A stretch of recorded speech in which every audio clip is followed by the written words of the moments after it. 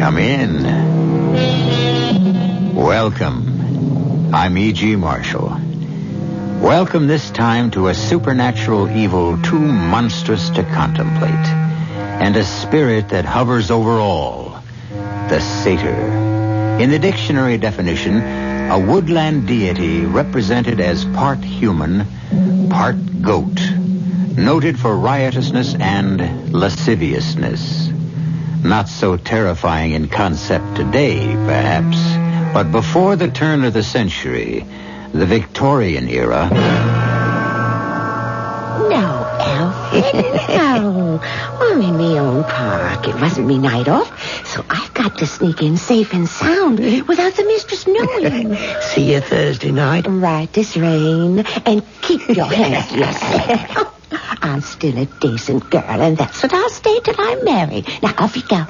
Good night, Millie. Night. You'd waste a lover's moon for convention's sake? Who's that? You look like...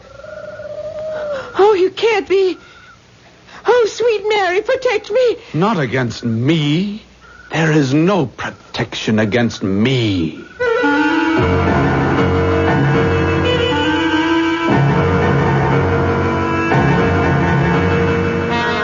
Our mystery drama, The Death Wish, was written especially for the Mystery Theater by Ian Martin and stars Ann Petoniak and Court Benson.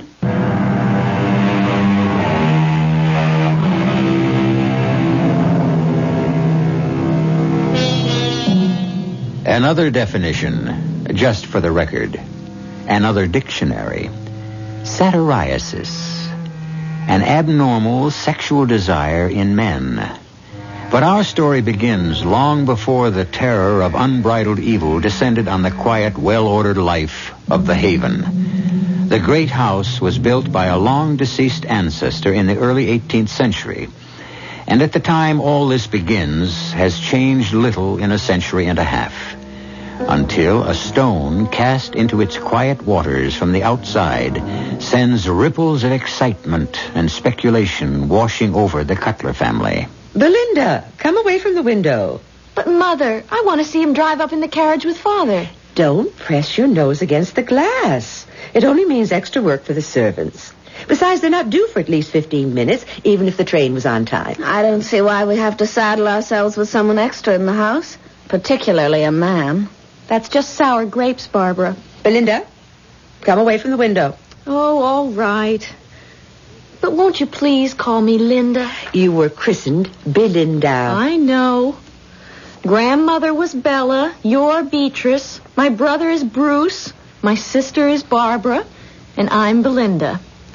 Why do we all have to be B's? Because your grandfather's name was Brian, and your father's name is Blake. It's all in the family. Papa's name was only accidental. The rest was all planned. Oh, what's in a name, as I've so recently found out? I'd rather you didn't bring up that subject in front of your young sister. Linda's nearly 18. For heaven's sakes, Mother. It isn't as though divorce was a dirty word or something. Don't delude yourself. In our society, Linda, it's a blot. Disgraceful. Right, Mother? I prefer not to discuss so intimate a subject openly. And your sister's name is Belinda. Oh, for God's sake, the old witch isn't alive anymore. Grandmother's done us all the harm she can.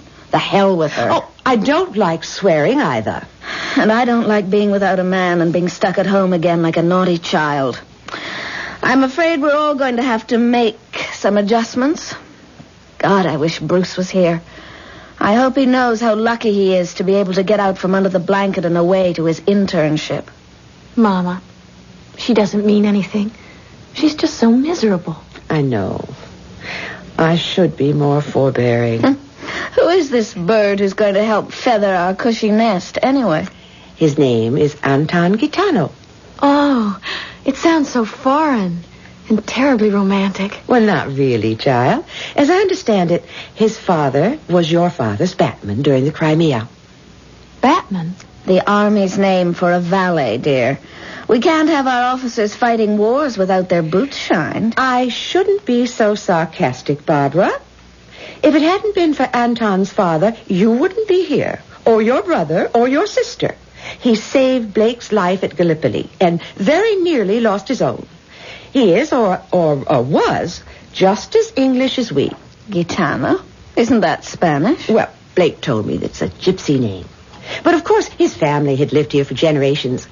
I never met him, but he had the most beautiful wife. I remember being quite jealous of... Excuse me, Mama, but they're here.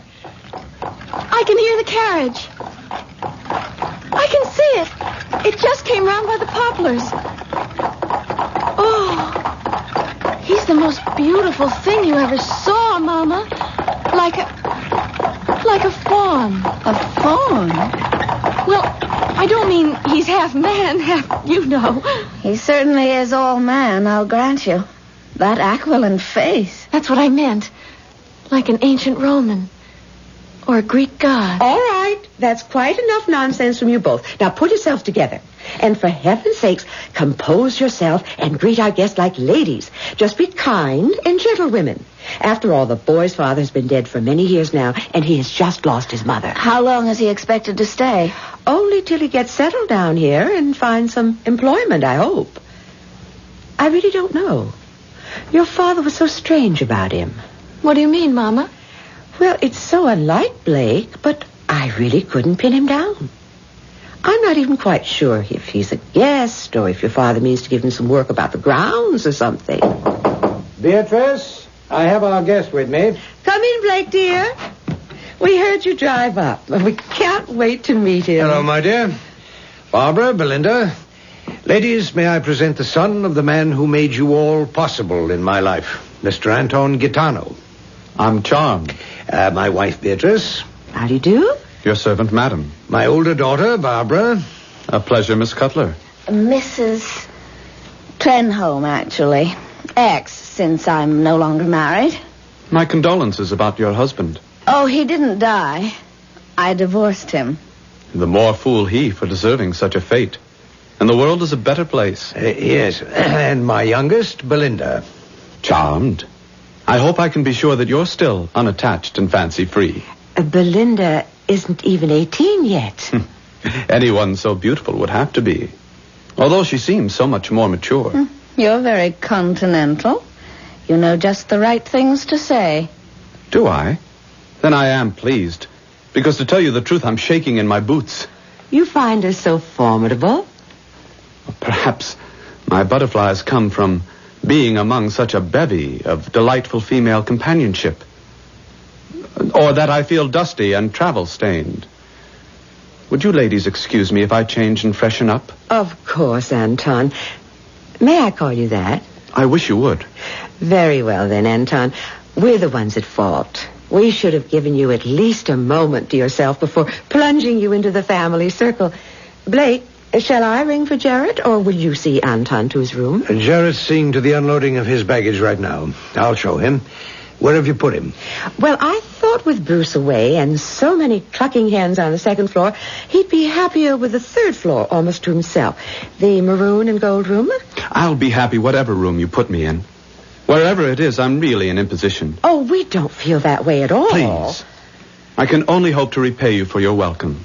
I'll see you up, Anton. Beatrice, ring down and tell Jarrett where to send his luggage. With your permission, ladies, I shall see you at dinner. And I hope to be a bit more presentable than now. Yes, I'd like to have a word with you, Beatrice, as soon as I see Anton settled. Of course, dear. In the library? Yes, dear. Oh, Mother, looks like you're in disfavor. Oh, did I know the young man would be as charming and educated as he turned out to be? What difference does that make? Oh, my dear innocent. Banished to the third floor, practically with the help. I'm afraid Father thinks Mother made a slight social gaffe. The help are on the fourth floor. And besides, I didn't, and I don't think it appropriate for a single young man to be roaming a floor where two young single females... Oh, really, Mother? What do you expect him to be? Peeping Tom or Ralph the Raper? Barbara. I agree with Mother. You're really terrible. He's so polite and so handsome. But I'll make a confession. I think Mother's instincts are right about this young man. For all his charm, I wouldn't trust him on the same corner with me let alone around me. I never heard anything so unreasonable in all my life. I quite agree with you, Belinda. But you must remember your sister has been terribly hurt. I'm afraid for a while anything in trousers will look to her as though he had horns growing out of his head, hoofs instead of feet, and a long forked tail. Oh, thank goodness for you, Mama. You keep us all on an even keel. I don't know what we'd do without you. Well, you're going to have to do without me right now, Belinda. I have to go and face your father. Well, I don't see why he couldn't have been in the room next to Bruce's. Well, there's only one bathroom on the floor, dearest, and with both the girls home, I thought there might be some embarrassment about... well, you know, they're not used to a stranger around, and they're not... Then what? Well, I'm not quite sure of so many things, Blake. How long will he be here? Just what his position is exactly. Well, what does that mean? Well, is he a guest, or do you expect to employ him? Well, I'm dashed if I know myself, Bee. It's all been so sudden and unexpected. The past rearing its head up like this. Well, you do owe the boy a great deal after all. What's that? But his father did save your life, didn't he? Oh, yes. Yes, at Gallipoli. Carried me out of the water after I was wounded. I'd have drowned otherwise. I'm so sorry I never met the father to thank him. I do remember his lovely gypsy wife with her great haunting dark eyes. Was he her only child? Well, I don't know. I suppose. They went back to Spain so shortly after that. Uh-huh. How did her husband die? Well, apparently he just disappeared. I haven't got all the facts. Carla, Mrs. Gitano's letter was quite brief. He seems a fine boy. And very well-mannered. It's going to be a pleasure to put him up till he decides what he wants to do with himself, I'm sure.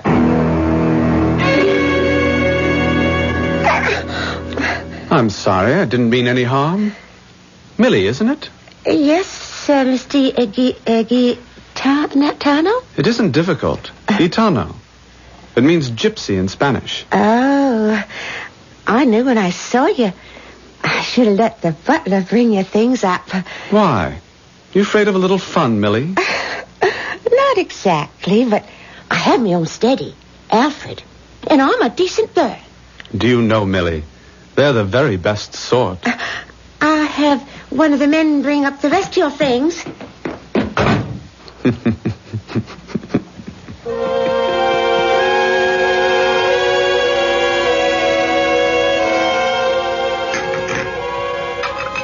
A wonderful dinner, Mrs. Cutler.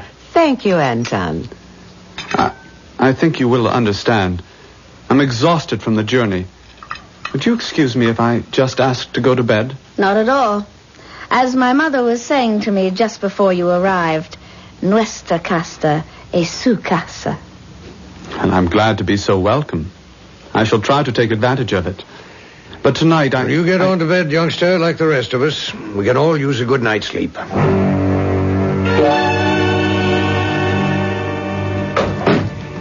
Well, Bee, have you tucked in your little chicks for the night? Long ago. Barbara and Belinda have been asleep for well over an hour. It's almost midnight. Well, it's high time for all law-abiding people to be abed. Come on, join me before I fall asleep. I'm sorry you're tucked away already. It's such a beautiful night. A big, round, full moon. A lover's night.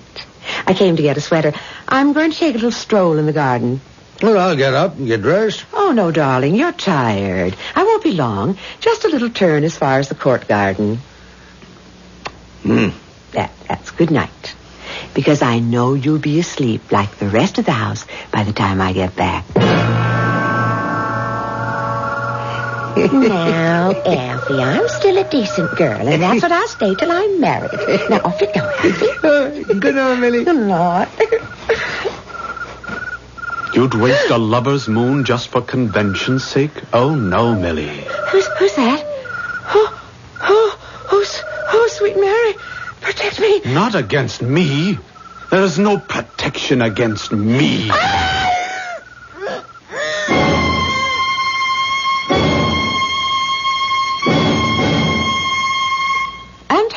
Mrs. Cutler, what are you doing here?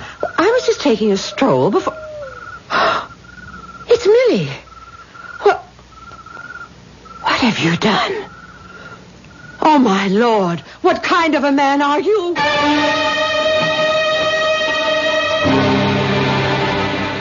What indeed has Anton done?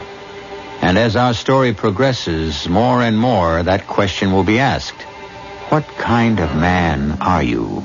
Not alone by the people in our story, but by you who listen to the strange history that unfolds. I'll return shortly with Act 2.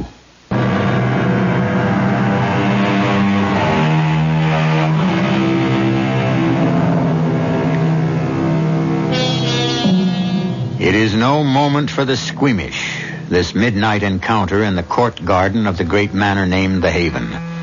The garden itself is surrounded by an 8-foot-high brick wall. The only entrance, the wrought iron gate at which Mrs. Cutler has stopped. The garden itself is evergreen, its paths moss and lichen covered. By the light of day, it is quaint and inviting. By moonlight, it is macabre and forbidding. A fitting setting for the girl stretched limp on the ground and the figure hunched over it. Anton, is this you? Unmasked, Mrs. Cutler. I'm afraid so. And Millie? She's dead. Dead? How? I suggest we go somewhere to talk in private. But Millie, I must see to her. She may not be... You may take my word for it that she is dead. It was an accident because she wasn't intelligent enough to listen to me. But you are going to be, aren't you? I don't know what you mean, Anton. Or whoever you are. I'm afraid you do, Mrs. Cutler. I mean, when the police come tomorrow, you're going to forget everything you saw, or thought you saw. After we have our little talk, that is. Otherwise, someone else, much nearer and dearer to you than Millie, will suddenly and unaccountably be just as dead as Millie. Who? What are you? My mother's son. She was the gypsy. But your father... What father? I never had a father. Just my mother and me. Well, then how did Blake... why did he take you in? My mother left me a rather special gift. Shall I show it to you? Oh, I don't want to see. I don't want to know anymore. I just want to go... You must! Oh, you're hurting me. You'll forget physical pain in a moment. Wait. Ah, there. The moon is out again. Let's see. Yes, he'll do. You see the owl sitting there in the tree? No, there. Straight ahead of you. Yes, I see him. Then watch. Owl perched high above my head. Hear you this? I wish you dead. Good Lord. Any living creature, any time I wish. Your husband, your son, your daughters. If you cross me, I wish them the same. That's why you will remain quiet about anything and everything you have seen in this garden.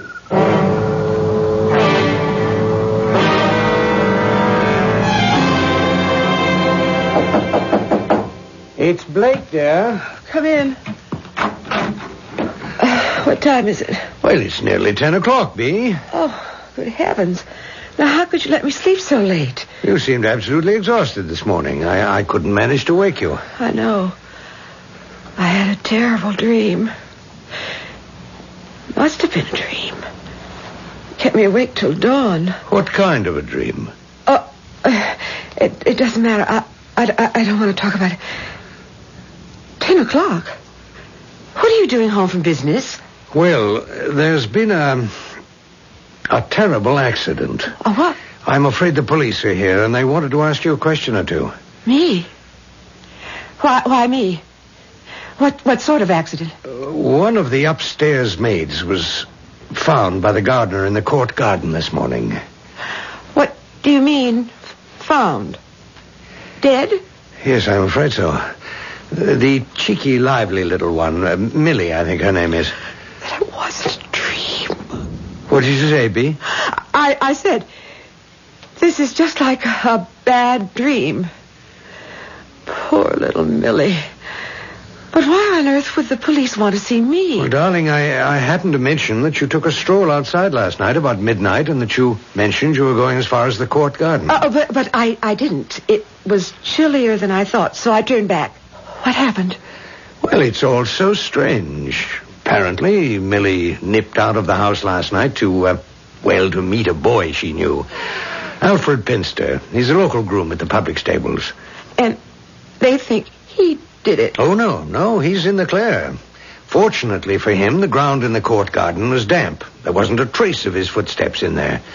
Only the girls and... And what else?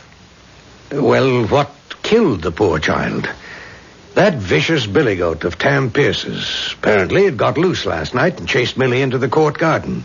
I suppose she thought she could close the gates and keep him out, but he got in after her and... And what? Well, his hoof marks were all over the place. Oh.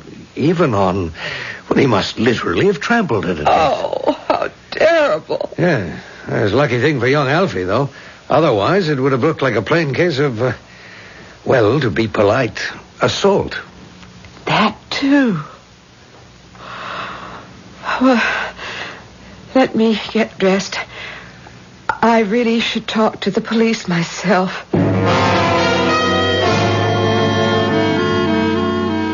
Well, good morning, Mr. Gypsy.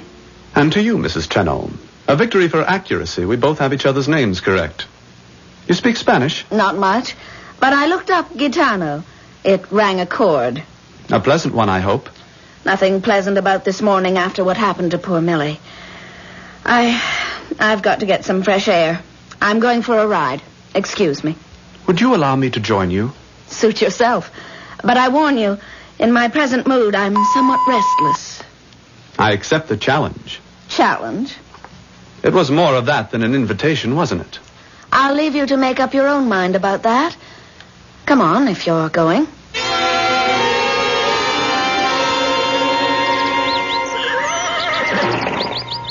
I love the view from here. There's the haven away down there to the left. It's a very large estate. And so near town. It's a priceless property. I think so, too. But not in terms of money, which is obviously what you meant. Why don't you like me? I never said I didn't. You didn't have to. I can sense it. Maybe it's because I've been through a bad experience with Trevor. Maybe it's because you're just too charming and too beautiful a man to be quite true. And maybe it's because you're much too young. Too young for what? For me. If that's all that's worrying you... Oh, for heaven's sake, don't take me literally. I only... Let me go, please, Anton. Not till I prove to you that I am not a boy. Very well. You are a man. A big, strong man. Not quite yet. Damn it, if you won't let me... You must be crazy. For you, yes. But a better word is hungry. Just as you are. Now, really, that's enough. Don't be silly. We both know it's only the beginning. Are you conceited enough to think that Yes, I am. You see that blueberry bush over there? Yes. Watch it. I wish you dead. Oh, my God. You're very fond of your mayor, aren't you? Shall I wish her the same? No. Or your father? I can do it, you know. Who are you? For the moment, Barbara. Your lover.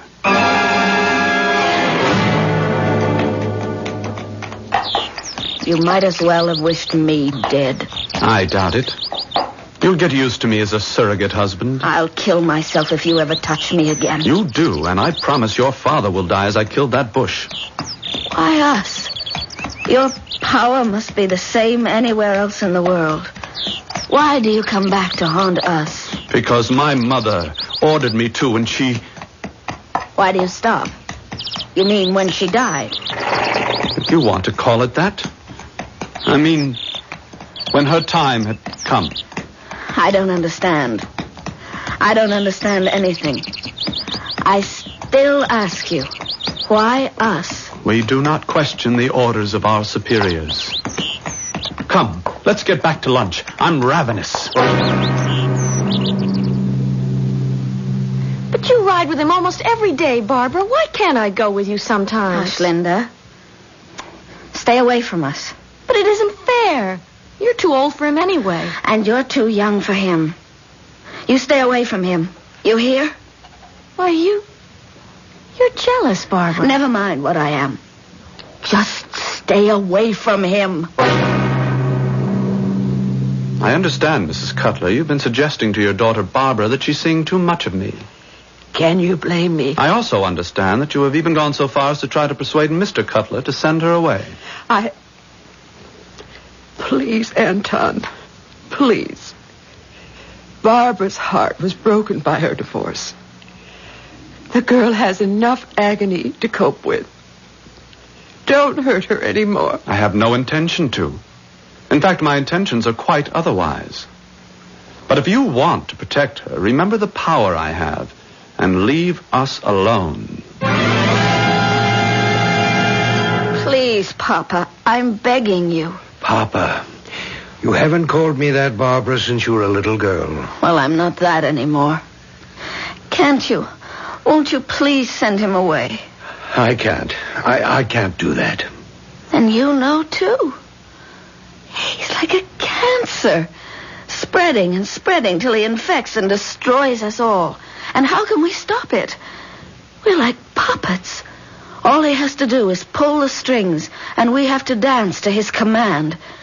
We've got to stop him somehow, or we'll all be as good as dead. Stunned and shocked, Blake Carter stares at a beloved daughter who is emotionally coming to pieces before his very eyes. And yet, in those eyes, can we detect a puzzlement, a bewilderment that suggests he doesn't fully comprehend exactly what she's talking about? We'll find that out when I return shortly with Act 3.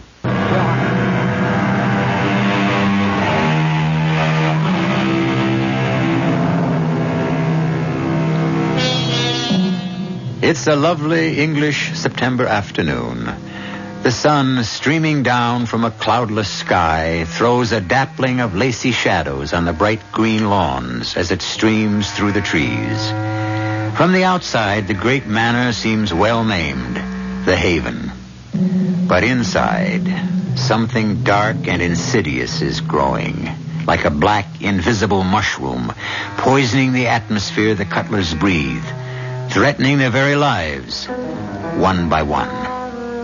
In the library, Barbara and her father remain as we left them, facing each other, gripped by emotions not yet fully explained. What do you mean, as good as dead? Let's not fence with each other, Papa.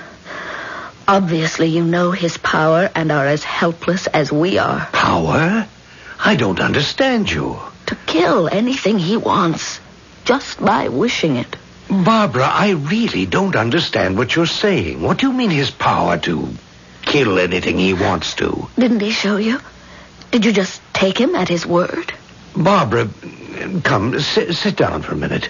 You're shaking all over. What is it, child? Oh, it's just remembering those first terrible, awful moments. Oh, Papa, he scared me. He really scared me almost to death.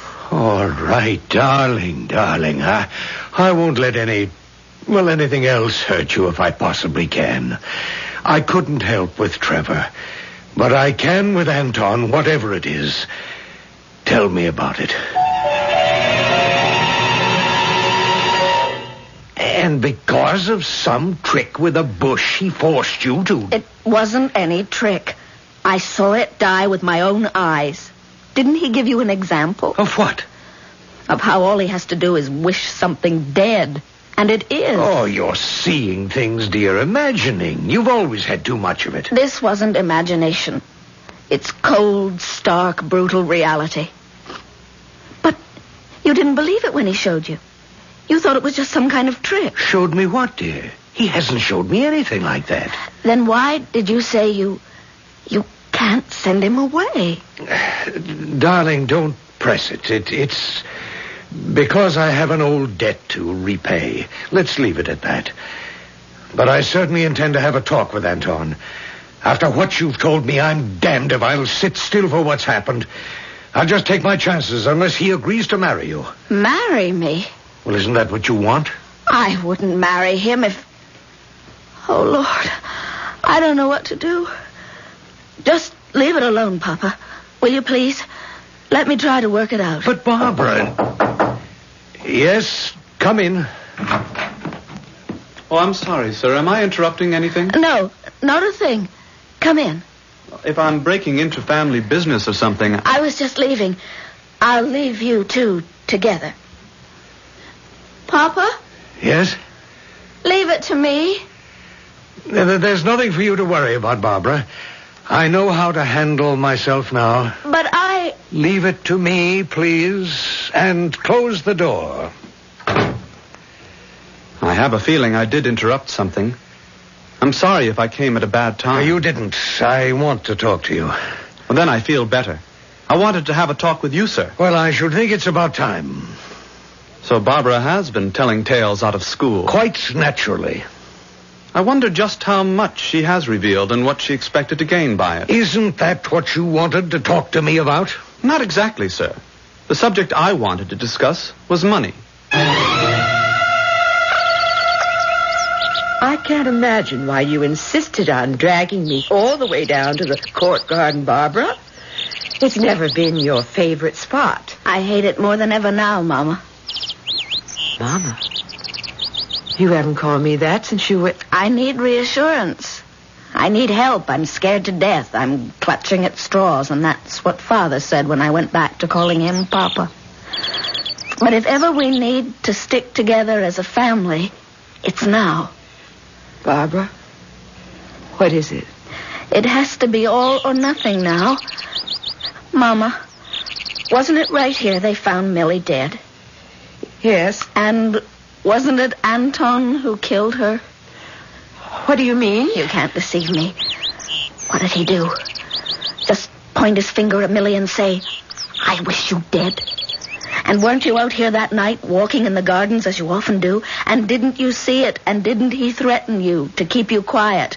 Or one or other of us would be as dead as Millie was. You're barking up the wrong tree, Anton. I haven't any money. Let's not be foolish, sir. I've looked down on the estate from Cheltham Ridge, and I can see that it's worth a fortune. Well, that's true enough. But how far do you think you can stretch the repayment of an old debt? Your father saved my life. That's a lie. I had no father. Put it as you like. I was willing to open my home to you, to try to find you a well-paying job. I don't want a job. I want the haven and all the land that goes with it. Impossible. What you already have is my daughter, and I will endow her with what dowry I can. I don't think you understand, Mr. Blake. I don't want your daughter. Barbara was just an extra bonus, a temporary necessity. What I want is the estate, in toto. Well, then you are due to be disappointed. It isn't mine to give, even if I were so inclined. Then how can you live here? Because I did exactly what you want to do. Oh, perhaps not for the same selfish reasons. I married into money. The estate came from my wife's family. And then I'm wasting my time with you. I'll get it from her. You're an amazing young man. I can't quite credit you. You seem to be as hard and unprincipled and unyielding as Bertie herself. Bertie? A nickname. And I assure you, not a fond one for Bella Chelton, my wife's mother, who willed this estate. Not to your wife? No, not to my wife. For reasons you perhaps know, she disapproved of our marriage, nor to my son Bruce. Barbara. Bertie didn't believe in divorce. Ah, then to Linda. To Belinda, a minor, in trust for 3 more years. So you see, your demands are impossible as well as unreasonable. But that isn't the point. Of course it is. She's an engaging and nubile youngster, and I know how she feels about me. We can get married right away. You'd need my consent, and the only way you'd get it is over my dead body. I'm past recognizing the cost of your threat to me and mine, and I... Hold up, old man. Whatever Barbara has told you, perhaps you don't recognize or refuse to accept the real cost. Very well. This is the moment of truth. Let's see. What's that? That's Scout, my retriever. It isn't important now. Oh, you'd be surprised how important. Down, boy, down. Sit. Why did you let Scout in? To wake you up to what you face. What are you after? Your promise that your rich little daughter shall be mine, body and estate. Or you start to lose everything you love most. Starting with, what was that asinine name of, oh yes, Scout. You must be mad. If you don't accept my proposition, so must you be. Now, look here. Certainly I knuckled under to you and your mother to save my happiness. But there is an end to compromise. To hell with your cheap threats. I've had enough of you. I'm ready to make my own confession. To prove my mastery over your master, Scout, I wish you dead. What have you done? What I can do to you, or yours, animal, vegetable, human, whatever I decide. Think it over, old man. I'll give you a reasonable time to make up your mind. Let's say till tomorrow night. You do understand, Papa, now. You do believe. Yes. But what can we do? Mother's involved, too. You know that. She is? He killed Millie. Mother stumbled on it that night. She went out for a walk. He's got us all involved, except Linda. Your little sister is no longer immune. He knows the money goes to her. He wants to marry her. You can stop that. The one thing I can do. But it's only temporary. It isn't the only thing we can do. What else? Anton enjoys killing things, whatever or whoever they may be. I've already promised to take him grouse hunting tomorrow. Why don't you join us? Oh, Barbara, I'm in no mood for sporting. There won't be any sport connected with this. While I keep his attention away from you, shoot him in the back. A hunting accident? Why not? Well, we'd never get away with it. Of course we can. He's nobody here, and everyone knows who we are, our family. Papa, it's the only way.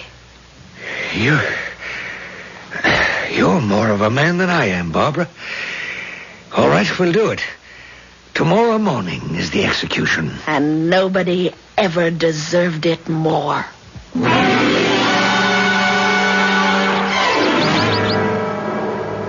I've been looking forward to this. I'm very glad you made up your mind about Linda and me, sir. She's happy, too. Yes, the only thing to do. I haven't said anything to either of the girls, no? No, better not. Might be a little difficult. When do we flush some birds? I miss old Scout. I am sorry about that, but I had to prove a point. I think we have some game. Where? This way, towards me. Coming. Okay, Dad. Shoot. Shoot. But there are no birds. Oh. I can't. No matter what man is, I can't kill him in cold blood. Not this man. So, it is all in the open. Then I will. Without compunction. In the back, where he deserves. Hold it. Don't turn. I'll even drop my gun. Fire if you want, Barbara. But I can wish faster than the shot can travel. Or you, Mr. Cutler. I can wish you all dead. But I'm sure one is enough. The innocent one. The one far away. Your son. Your firstborn. Now I offer you the challenge. Fire if you want. But if any of you wish to stay alive, let me prove my power now and forever. Wherever he is, your son, your firstborn, I wish him dead.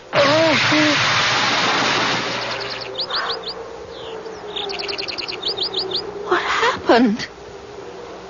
He's dead. But we didn't. We didn't have to. He killed himself. How? There never was a father that saved me at Gallipoli. Only an excuse to try to explain a black-eyed gypsy called Carla, who caught me in her spell and to whom I lost my head, my heart, and my honor. I should say your mother's honor. I've carried the shame of it all these years, till he turned up with that letter from her. Apparently, she never told Anton the truth. But he was My firstborn. I didn't want your mother to know. There are a lot of things about all of us we don't want anyone to know, Papa. And when you said she cast a spell, perhaps you were right. He said himself she was a witch. And look, now, where he's lying.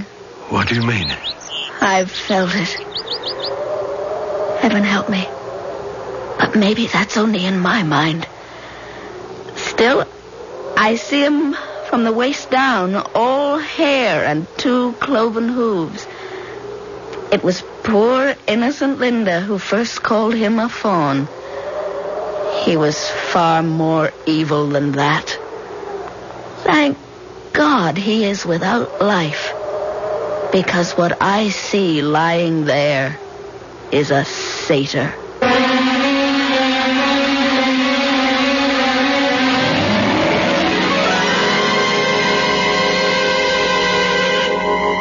Illusion is belief. Belief is illusion. When the authorities picked up the body from the heath, there was nothing unusual about it. A hunting accident, most regrettable. But luckily, there were none to mourn save the Cutlers. We have told you a Gothic tale of ghoulery, which for once ended not in despair, nor perhaps in happiness, but at least in relief and freedom. I'll be back shortly.